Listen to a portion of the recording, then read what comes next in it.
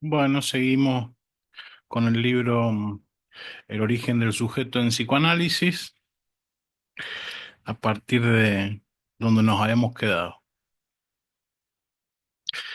Dice el libro, en uno de los mejores tratados de divulgación de la teoría del Big Bang, Alejandro Gangui también sostiene la misma imposibilidad, incluyendo a su vez los fenómenos físicos de los primeros instantes posteriores al Big Bang. Y al igual que el resto de los científicos, no debería extrañarnos, lo hace mediante el olvido.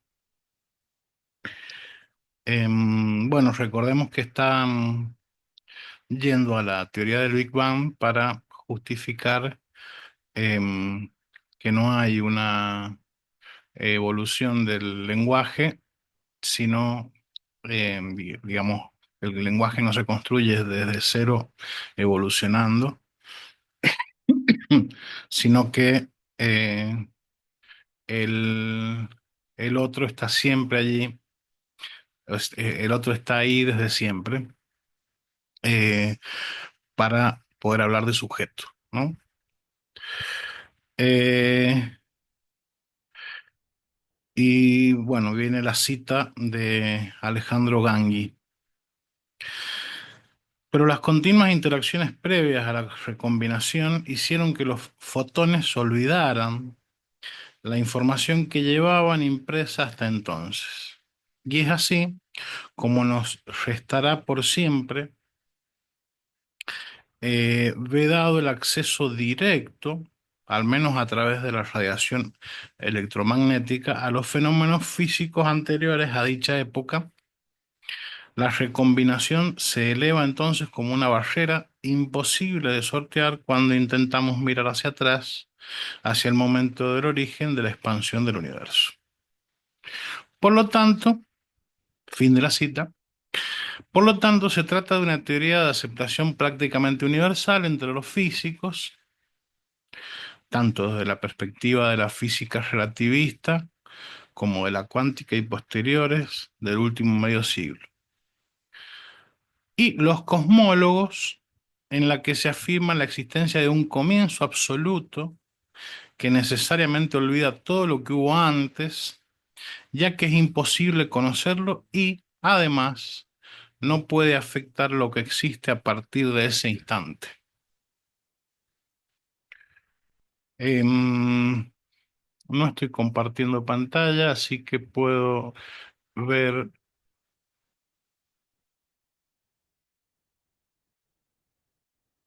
puedo ver el WhatsApp.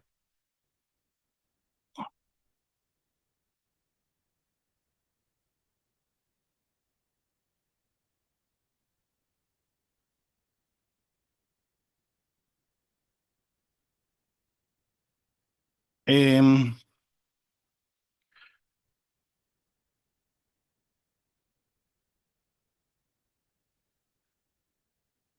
entonces, no puede afectar lo que existe a partir de ese instante, ¿no? Es una teoría también del olvido, ¿no?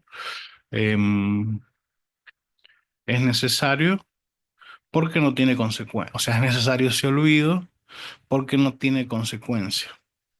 Es, em, Se corta la cadenas de causalidades, ¿no? A partir del modelo Big Bang.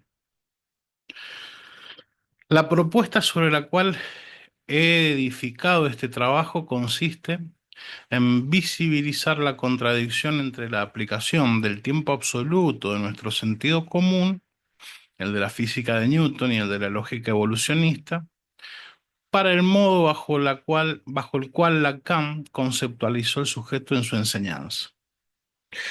En su lugar propongo utilizar la lógica del tiempo y de la causa del modelo teórico del Big Bang,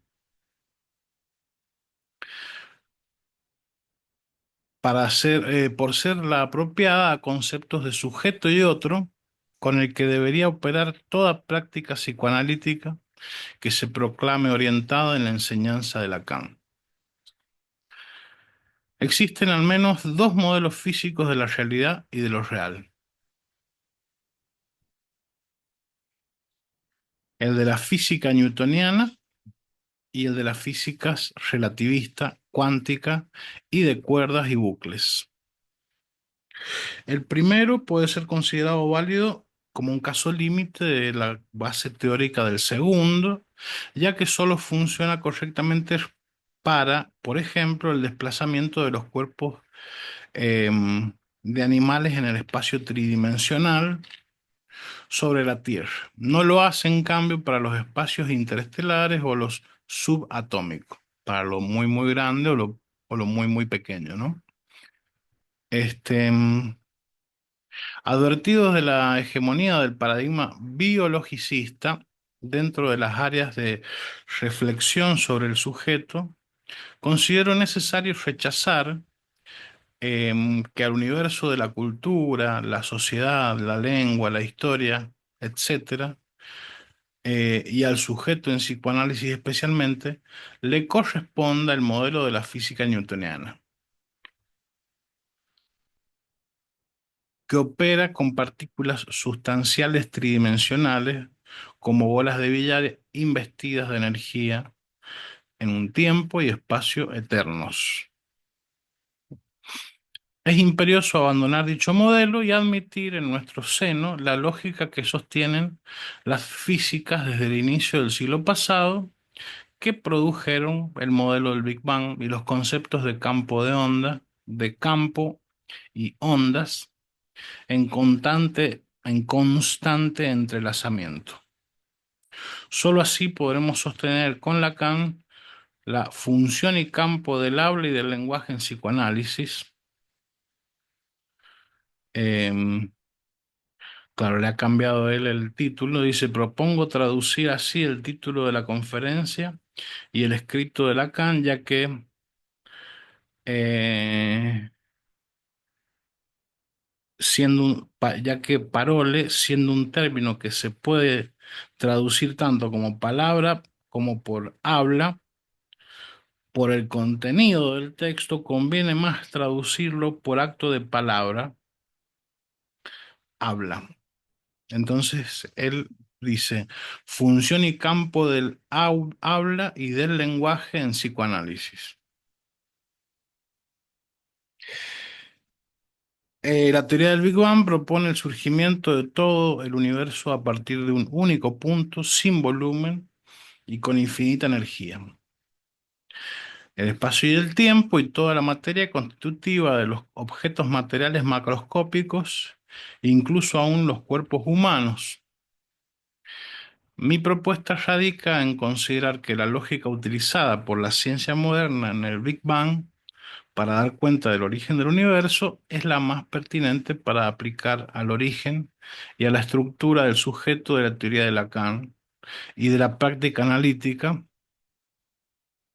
por dos motivos. Uno, para coherentizar los argumentos de Lacan sobre los ya está siempre ahí del lenguaje y el otro, lo que obliga a olvidar el cuerpo biológico en el campo de los fenómenos específicos de la clínica psicoanalítica. Bueno, olvidar está puesto entre paréntesis, entre comillas. Este, em, si nos enroscamos con la idea de que el significante no significa nada y que todo hecho es hecho del lenguaje, no hay nada prediscursivo. Por lo tanto, no es que olvidamos eh, al cuerpo biológico, sino que cuerpo biológico es un hecho de discurso, es decir, no hay nada anterior. Por lo tanto, no podemos empezar por cuerpo biológico, sino que tenemos que empezar por el significante y teorizar sobre ello, ¿no? Eh, Bien, lo que también es una petición de principio, eh, porque ¿cuál es la fundamentación para decir que primero es el significante.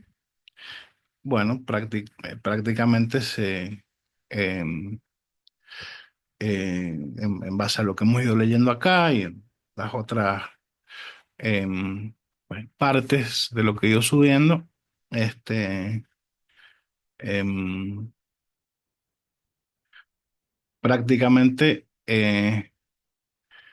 sería eh, como pasa en la filosofía primera de Aristóteles, ¿no? Este, los primeros principios son autoevidentes. Entonces, ¿por qué es primero el significante? Bueno, porque es autoevidente, ya que recién podemos explicar em, que no hay hechos prediscursivos a partir de que hablamos, ¿no? Eh, bueno, entonces, ¿por qué utilizar lógica implícita en el Big Bang? Bueno, uno ya lo dijimos, em, por esta teoría del olvido del cuerpo biológico, porque ya está siempre ahí el lenguaje y el otro, ¿no? Y segundo, para poder sostener que ningún hombre ni grupo humano creó el lenguaje o el inconsciente. En el mismo sentido, se debe considerar que tampoco existe sujeto alguno antes del inconsciente, como tampoco que éste se inicie a partir de experiencias de satisfacción u otras vividas por alguien. Claro que es el caso de Freud, ¿no? El inconsciente, como discurso del otro y estructurado como un lenguaje, ya está ahí desde siempre, a partir de un comienzo absoluto, aunque no fechable. No se requiere negar la existencia anterior del cuerpo biológico, pero se postula una discontinuidad absoluta, un olvido radical de lo biológico en lo discursivo. Bueno, yo creo que sí se requiere, em, porque dicen, no se requiere negar la existencia anterior del cuerpo biológico. Em, pero bueno, si es primero el significante, em, de algún modo podemos no enroscarnos si queremos con eso, pero de algún modo estamos diciendo primero el significante. Si bien Lacan no parece haberlo articulado, al menos según mi investigación, una cita al pie dice, todo indica que Lacan no llegó a articular sus concepciones con la teoría del Big Bang. Creo que se debe a que no llegó a conocerla, ya que siempre mantuvo su psicoanálisis plenamente articulado a todos los desarrollos científicos de su época pertinentes con su modelo teórico. Bien, entonces, si bien Lacan no parece haber articulado, al menos según mi investigación, su teoría, eh, su teoría requiere de la articulación con la legalidad temporal y causal del Big Bang, es decir, del modelo científico más moderno del universo, ya que su enseñanza siempre estuvo constante e íntimamente relacionada con los avances más subversivos y sorprendentes de la física relativística y cuántica, lo que debe ser recuperado. Bueno, después hay una larga cita eh, que no voy a leer, em, para justificar esto que acabo de decir, de que Lacan estaba al tanto em, de los avances en la física, ¿no? Que es la ciencia paradigmática eh, desde hace varios siglos ya, ¿no? En suma, propongo aplicarle al concepto de sujeto de Lacan la misma lógica que utilizan los físicos de nuestra época. La aparición del significante de toda la batería y del otro funcionará como un Big Bang. Esto implica que para el sujeto lo biológico animal quede olvidado, sugiero llamarlo falta de memoria biológica, para la consideración de todos los efectos del sujeto en la práctica analítica y en las ciencias de la cultura y de la sociedad. La aparición del lenguaje y del otro implican una discontinuidad absoluta con lo que hubo antes, especialmente referido al cuerpo biológico animal perdido, olvidado en su condición natural. Es así para cada caso particular como para toda dimensión social y cultural. Tanto el cuerpo biológico del recién nacido como del grupo antropoide antes de la aparición del lenguaje deben ser considerados como perdiendo plenamente su potencia causal. Claro, bueno, esto está en relación a em, la crítica que hace Eidelstein a el goce em, del cuerpo, ¿no? De la teoría milleriana, ¿no?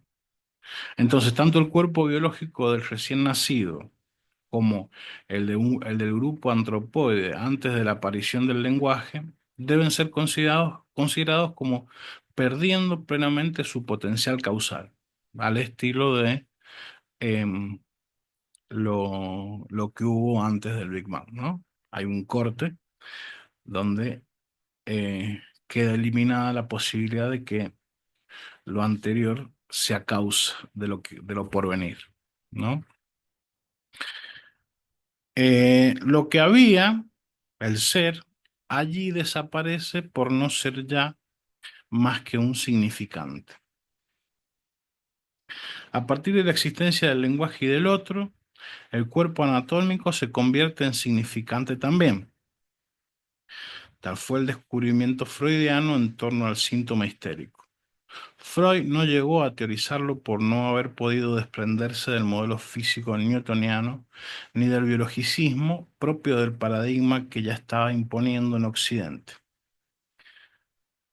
Ya se estaba imponiendo en Occidente. Más adelante, he incluido un listado de los informes de investigaciones experimentales orientadas en un biologicismo creciente, tal como informan a diario muchos artículos de medios gráficos de difusión masiva, por poner un ejemplo. No solo se rechaza la idea de que haya habido un primer término al cual luego se le agregó el segundo.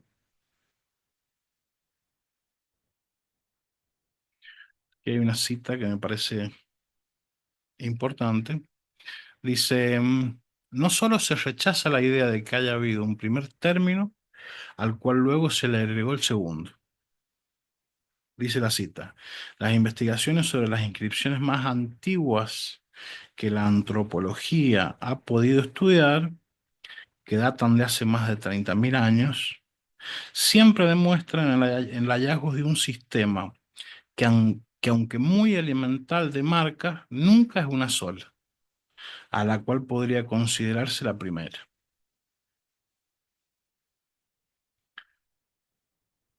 Eh,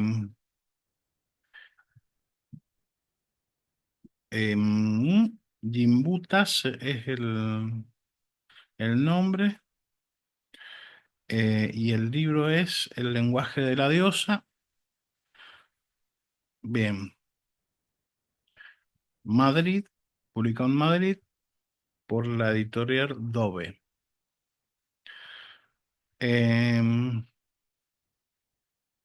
entonces, no solo se rechaza la idea de que haya habido un primer término al cual luego se le agregó el segundo, sino que se afirma que una vez producida la gran explosión sincrónica de la aparición de un lenguaje, Todo aquello que haya habido y sucedido antes queda olvidado.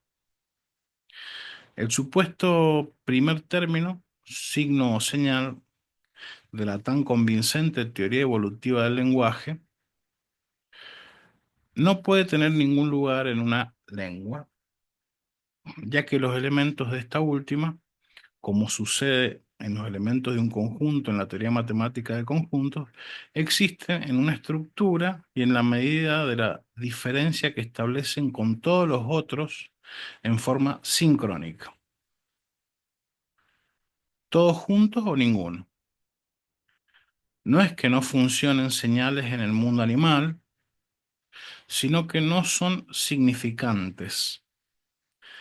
Si funcionan para el hablante ser, ya son significantes. Cuando se incorporan o desaparecen elementos a una lengua, como sucede permanentemente, todo- todos se modifican en forma covariante. Bueno, ¿cómo podemos explicar esto? Em, Hace unos años atrás apareció aquí en San Juan un grupo de eh, pibes, jovencitos, utilizando la palabra nazi como sinónimo este, de em, algo, algo grande, algo grandioso. Y esa, esa utilización de ese término,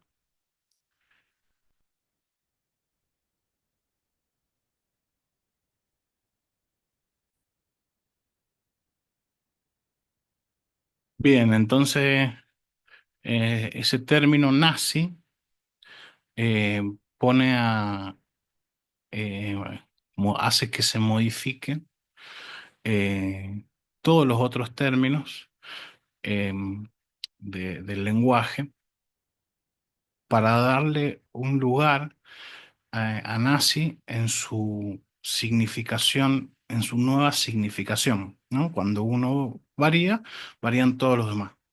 Eso quiere decir la covarianza, porque nadie podría sostener nazi equivaliendo a grandioso eh, en otra época, ¿no? Nazismo estaba articulado a fascismo, a holocausto. Entonces, espero que se entienda ahí qué es esta cuestión de covariante. Cuando se incorpora o desaparecen elementos a una lengua, como sucede permanentemente, todos se modifican en forma covariante. Em, es preciso volver a citar el texto de Ryszard Kapuscinski, en este caso para indicar cómo el Big Bang del lenguaje y el discurso resultan, resulta necesario para responder a las verdaderas preguntas. Pues bien, entre 30 y 50 personas, este es el germen de la tribu. Pero ¿por qué ese germen enseguida tiene que tener una lengua propia? Y en general, ¿cómo es que la mente humana ha sido capaz de inventar tamaño número de lenguas? Y cada una de ellas con su vocabulario, su gramática, su flexión, etcétera. Lo fundamental, sigue Edelstein, lo fundamental de mi propuesta consiste en sostener que no fueron los hombres quienes crearon las lenguas, sino que las propias lenguas se crearon a sí mismas. Se crearon a sí mismas, ¿no? Y lo hicieron con todo lo que les fue requerido en su propio campo. Sus términos significantes y significados, sus leyes de composición, lo que les falta y lo que funciona como lo imposible en su universo específico.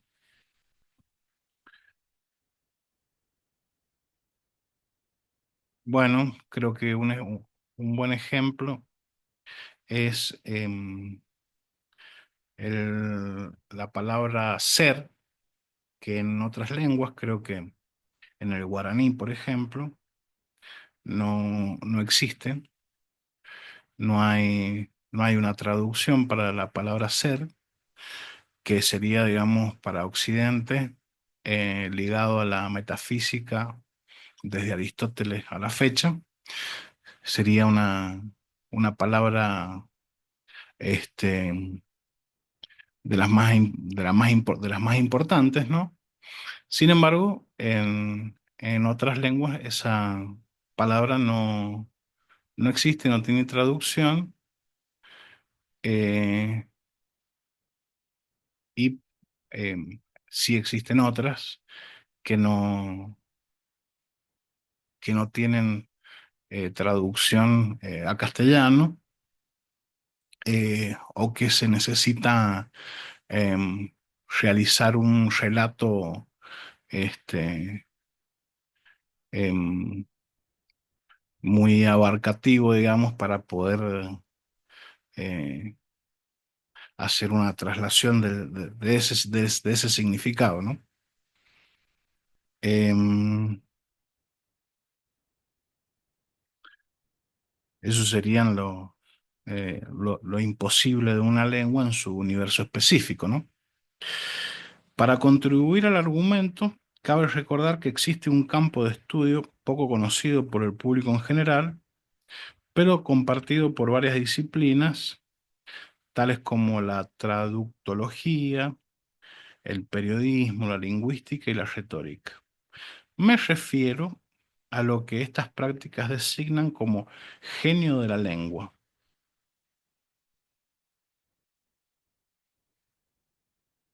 Entonces, un campo de estudio poco conocido, genio de la lengua. Una temática ineludible en el desarrollo de mi propuesta, no solo por estar presente en forma reiterada a lo largo de la enseñanza de Lacan, sino porque se articula íntimamente al eso habla, al eso piensa y al eso goza, lo que implica de considerárselo con la seriedad que lo amerita, que las lenguas se crean ellas mismas. Lo que la expresión genio de la lengua designa en especial es lo que introduce el término genio, que en latín indica al demonio tutelar que preside la concepción y por ende el futuro. El término genio posee raíces en el indoeuropeo que indican generar, engendrar, causar, producir y formar. Desde el siglo XVIII se lo utiliza para referirse a los caracteres particulares de una realidad viva, el genio de un pueblo, de una nación, de un país, de una lengua. En el diccionario de Voltaire, filosófico de Voltaire, de 1764, se le dedica un apartado que comienza así. Se llama genio de una lengua a su aptitud de decir de la forma más corta y la más armoniosa lo que los otros lugares expresan menos felizmente. En la actualidad, quienes se dedican al estudio de esta fascinante temática afirman que el genio de de la lengua creó y crea expresiones. El genio de la lengua es muy sabio. Ignoro lo que decidirá. Voltaire lo equipara a las musas. Gerardo Vázquez Ayora lo propone como el espíritu de una lengua, su alma, su personalidad. Alex Grigelmo lo llama el alma de la lengua. Emile Benveniste, reconocido lingüista, no utiliza la misma expresión, pero se sirve de la misma lógica. Cita de Benveniste. Detengamos nuestra atención en estas 6 categorías de Aristóteles, en su naturaleza y en su agrupamiento. Nos parece que estos predicados no corresponden, por cierto, a atributos descubiertos en las cosas, sino a una clasificación que emana de la lengua misma. De vuelta, el genio de la lengua, ¿no?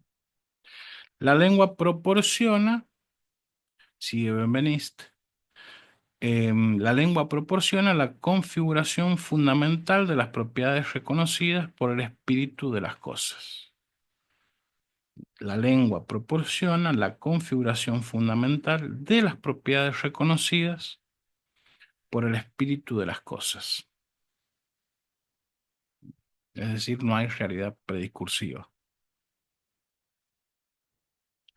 Víctor Klemperer, filólogo, sostiene: pero el lenguaje no solo crea y piensa por mí, sino que guía a la vez mis emociones, dirige mi personalidad psíquica, tantos más cuantos mayores son la naturalidad y la inconsciencia con que me entrego a él.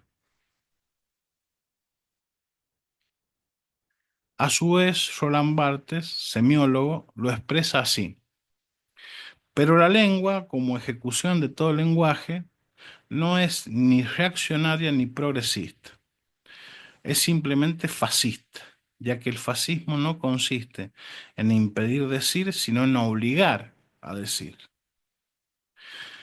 Eh, bueno, me estoy acordando aquí de frases célebres de por ahí algunas amistades y también algunas personas muy conocidas, que es em, que si uno quiere escribir bien, lea mucho. Si uno quiere ser un buen poeta, lea mucha poesía y buena poesía. Este, y, em, y ahí es donde puede explicarse esto del genio de la lengua, ¿no? En la medida en que más ampliamos nuestro horizonte lingüístico, em, en mayor medida trabaja ese genio de la lengua, ¿no? Esas musas. Lacan hace uso de una forma destacable de la idea de genio de la lengua. Cita, está en francés, no sé cómo decirlo, eh, cita un texto de Albert Dussat. em, y utiliza la expresión en sus escritos y seminarios desde 1946 hasta 1974. Establece valores y sentidos del genio de la lengua para los casos del francés, inglés, alemán y griego. Afirma incluso que el genio de la lengua pone el acento donde es preciso, que el genio de la lengua en verdad ha hecho magníficamente bien la voz contramaestre, que el genio de la lengua entraña, que el genio de la lengua fuerza, llegando a decir que el genio de la lengua hace las palabras. Sin embargo, debido al individualismo y sustancialización occidentales, somos incapaces de aceptar que no sea alguien o varios quienes crean las palabras, quienes crean las palabras y las expresiones. Claro, pensamos en individuos, ¿no? Nadie duda acerca de la autoría de sus propios sueños, cuando bien podría admitirse que uno es soñado, algo que los griegos en la antigüedad sabían muy bien. El problema es que no se reconoce la existencia de un sujeto si no se cuenta con un individuo de carne y hueso a quien responsabilizar en última instancia de los dichos, los actos, los sueños, los lapsus y los síntomas.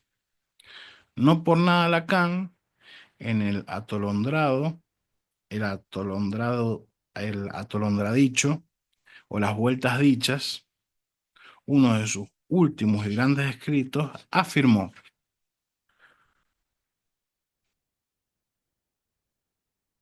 lo que primero llama la atención es hasta qué punto el homo dicho pudo arreglárselas con todo lo que le viniese del inconsciente, hasta el momento en que, al decirlo estructurado como un lenguaje, di a pensar que de tanto hablar era poco lo dicho, que eso habla y habla. Tampoco me comprendieron, mejor así, que puedo contar con que un día me lo van a objetar. Los hablantes seres somos, sigue Eidelstein, siervos del lenguaje, pero aún más del discurso. Nunca amos. Padecemos la condición de ser dichos, hombre dichos. Lacan lo dice así, cita de Lacan. Y también el sujeto, si puede parecer siervo del lenguaje, lo es más aún de un discurso en el movimiento universal del cual su lugar está ya inscrito en el momento de su nacimiento, aunque solo fuese bajo la forma de su nombre propio. El dolor, como todas las otras sensaciones, los afectos y los sentimientos, el sexo, el placer y el displacer, el amor y el odio, la voluntad, la vida y la muerte que admitimos, padecemos, disfrutamos, sufrimos, gozamos y anhelamos, son significantes. Eso quiere decir que existen por su causa, la causa del significante, ¿no? Y lo hacen bajo la forma dada por el registro significante y el discurso. Lacan, al igual que en muchas otras oportunidades, lo afirma categóricamente. Los hombres, las mujeres y los niños no son más que significantes. Eh, Sigue Eidelstein. No pretendo dar a entender que no nos duela, por ejemplo, el nervio de una muela dañada, pero que nos duela o no, cómo, cuándo y cuánto, lo que sentimos como dolor y qué significa ese dolor, nada de eso proviene del tejido nervioso afectado. Y lo que provenga pura y exclusivamente de este, ya no podremos saberlo, sin importar cuántos electrodos o escáneres coloquemos en nuestro cerebro. Ningún registro biomédico coincidirá jamás con la pasión de los hablantes seres, ya que se ha interpuesto en forma definitiva entre el nervio afectado y el cerebro el Big Bang del lenguaje y el discurso. Tampoco sentimos nada parecido a lo que le sucede a los animales, incluyendo a las ratas y a los monos. Pongamos, por ejemplo, cuando se dice que un perro siente dolor, está triste o está contento, lo que siente, incluso aún la idea de sentir, no es en absoluto de la misma índole de lo que como sujetos sentimos, dolor, tristeza o alegría. El término dolor, utilizado para ambos casos, solo debe ser considerado de manera homónima, al igual que para toda sensación de malestar, placer, satisfacción, apetito, etc.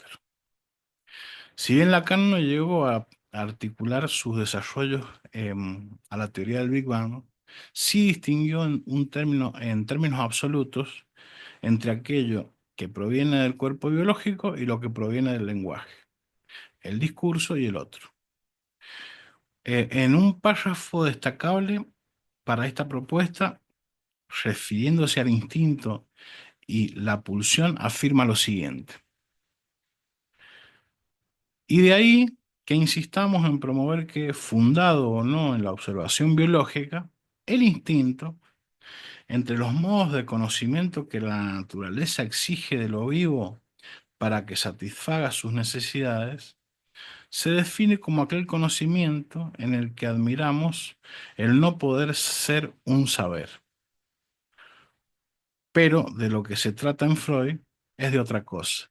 Ciertamente de un saber, pero un saber que no comporta el menor conocimiento, en cuanto que está inscrito en un discurso del cual, a la manera del esclavo mensajero del uso antiguo, el sujeto que lleva bajo su cabellera su codicilo, que lo condena a la muerte, no sabe ni su sentido ni su texto, ni en qué lengua está escrito, ni siquiera que lo han tatuado en su cuero cabelludo rasurado mientras dormía.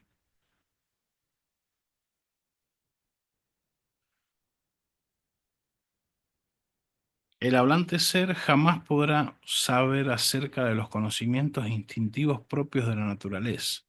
Están olvidados, al igual que la biología, ¿no?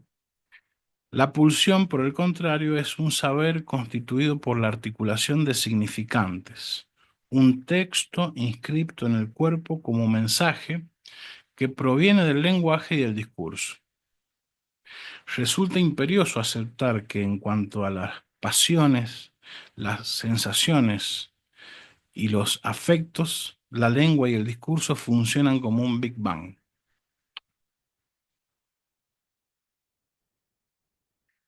De hacerlo, será imprescindible abandonar el estudio biológico, genético y hormonal de la sustancia viva, roja, gris o blanca, abocándonos a una etimología, la etimología de las pasiones, planteada en términos de filología, lingüística, historia, sociología, antropología, filosofía, política, ética y ciencia del discurso, como ya fue realizado, por ejemplo, por Yvonne Bordelois.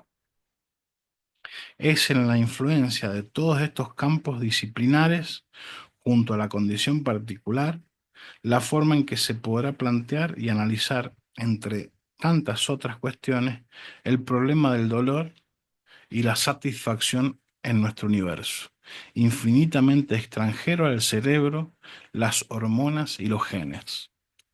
Dolor, amor, satisfacción, etcétera, no son en absoluto lo mismo en inglés, japonés, hebreo o aymara, y tampoco para cada idioma será lo mismo en este siglo que en los pasados. Bueno, llegamos hasta aquí y avanzaremos la próxima con lo que sigue. Muchas gracias. Hasta luego.